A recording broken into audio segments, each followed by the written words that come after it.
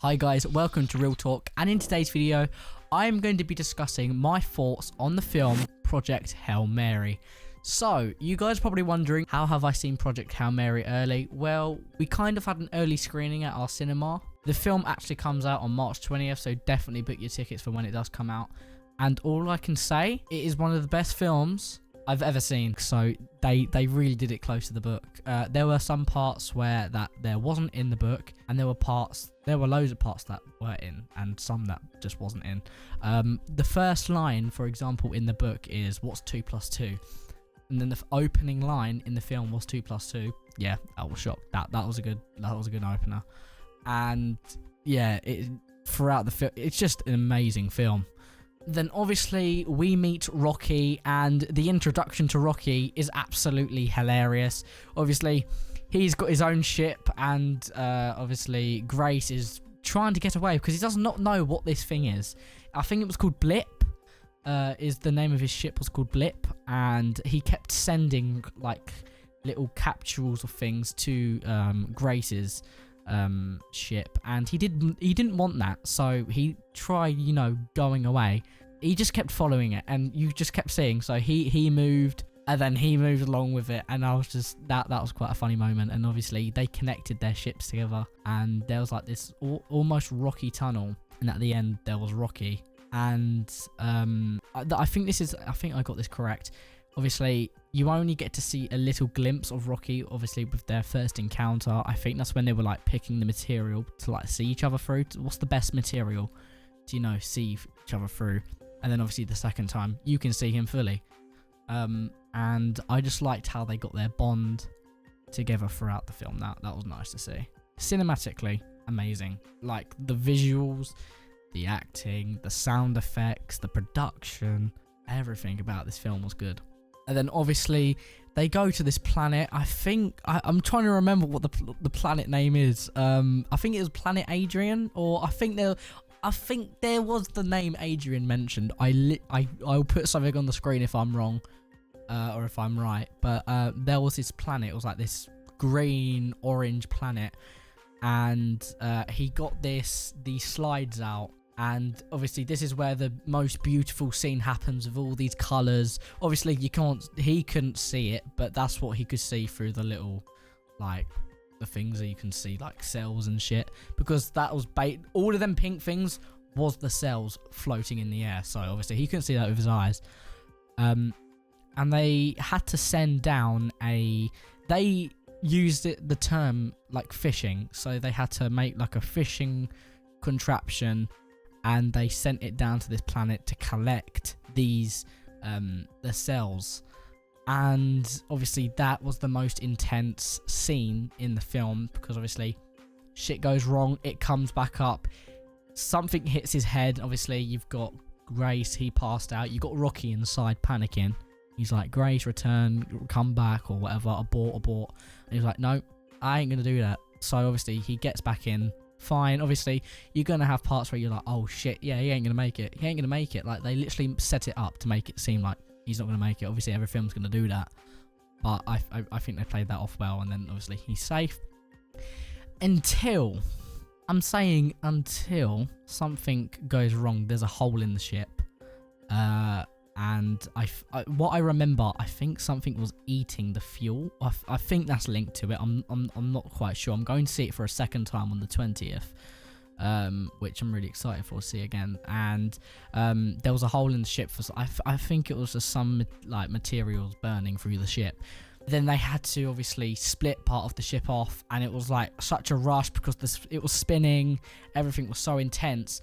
And then the most best atmosphere, except from when I saw Spider-Man No Way Home, when everyone was cheering, the whole cinema, I'm going to say the scene, again, spoiler alert, Grace ends up pressing a button and the whole ship just jolts, and he just smashes his head into a bunch of screens.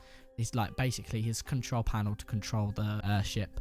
And he hits his head, he's blacked out, his face is all cut, he's bleeding. You've got Rocky panicking, he's like trying to communicate with him. Obviously he's not English. Grace made his own computer, so for example, this is how it works. He will make a sound, he will record that sound, and he will type into the computer what that sound will correspond to. That's how they spoke English between each other. So obviously you've got him panicking at the side. Obviously the language is like, it's limited. I think there was only like 300 something odd words in the dictionary that he had on the computer that he had set up for Rocky. And obviously, like I just said, he was panicking. I kid you not, everyone went silent. The speakers went silent. There was no audio. There was no sound effects, no ambience, zero. They cut off the audio tracks to the film to make it intense. You could hear chairs moving. You could hear people breathing. You could hear a pin drop. That was the most silent scene in the film. I will put a little clip right now.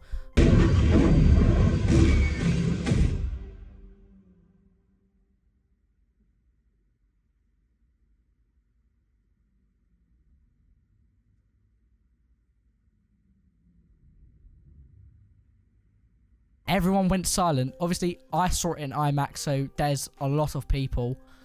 So it wouldn't really have the same effect if you were just in a normal screen. But obviously we saw it on the biggest screen possible, which was IMAX, and everyone just went silent. You could not hear. You could hear anything, and that was an incredible scene. It was an incredible atmosphere, and yeah. One part which was really, really upsetting, there was loads of upsetting scenes in this film, is when it's made to believe that Rocky died. In the film, Rocky, in the book, Rocky was supposed to be dead for longer, and basically, Rocky, obviously he's in this like ball, and he can't come out because obviously I think the air is kind of toxic to him. And he smashes through his ball to try save Grace, and he ends up like going up to this little control panel, and he presses his button, and you can just see smoke coming off of Rocky, and it was such a sad scene to see. Like, he saved Grace, and then it's made to believe that he was dead, and I was like, okay. But obviously I've read the book, so I knew he wasn't dead, unless they changed it for the film, and I was like, they could have changed it for the film, but they didn't, which was good. And then obviously, he keeps speaking to Rocky, and obviously he kind of found, he named it the Predator. He found the Predator to the astrophage. That's the name. We got it. He found the Predator to the astrophage, which was eating the sun. So he found something that could kill the astrophage. And they have a little thing. Rocky can't do the thumbs up. So yes, meant that.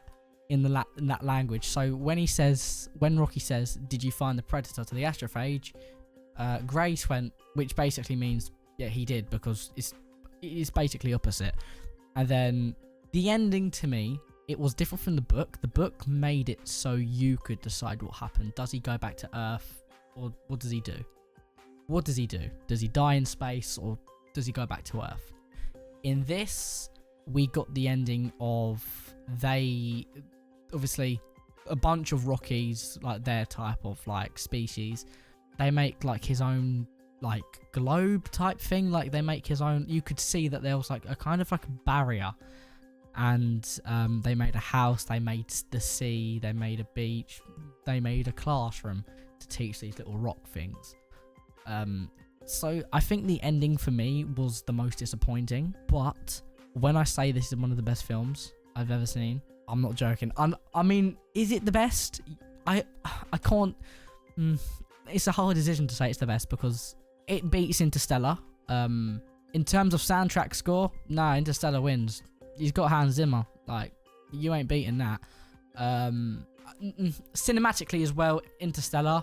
But I have to say, cinematically, they're both really different. Like, you've got bright colours, but the colour palette for Interstellar is kind of like a greyish, darkish tone to the film. So I can't really say who's better cinematically terms, because they're really both different in their own ways. But yeah, if I have to give a final rating for this film out of 10, it'd be an 8.5 out of 10, because honestly, absolutely incredible.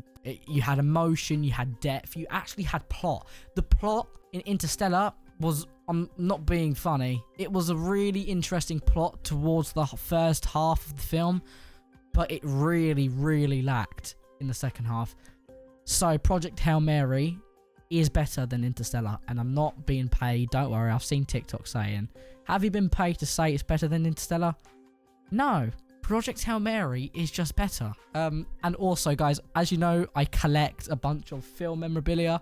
Obviously, I've got Michael C. Hall's signature, Joseph Quinn from Stranger Things, Hopper, who signed the truck. I do not know if you can see that. You probably can't. We've got that. I've also met Hawk from Cobra Kai, and yeah, a lot of other cast.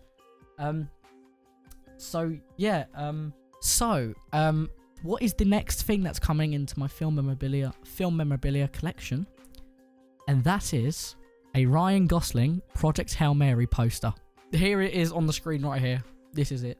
This is what's gonna be on my wall very, very soon. Around, I'm gonna say May. I think I'm gonna get it in May. I've ordered it. Obviously, I want to get it graded and authenticated, because I'm not gonna get something that's like not authenticated.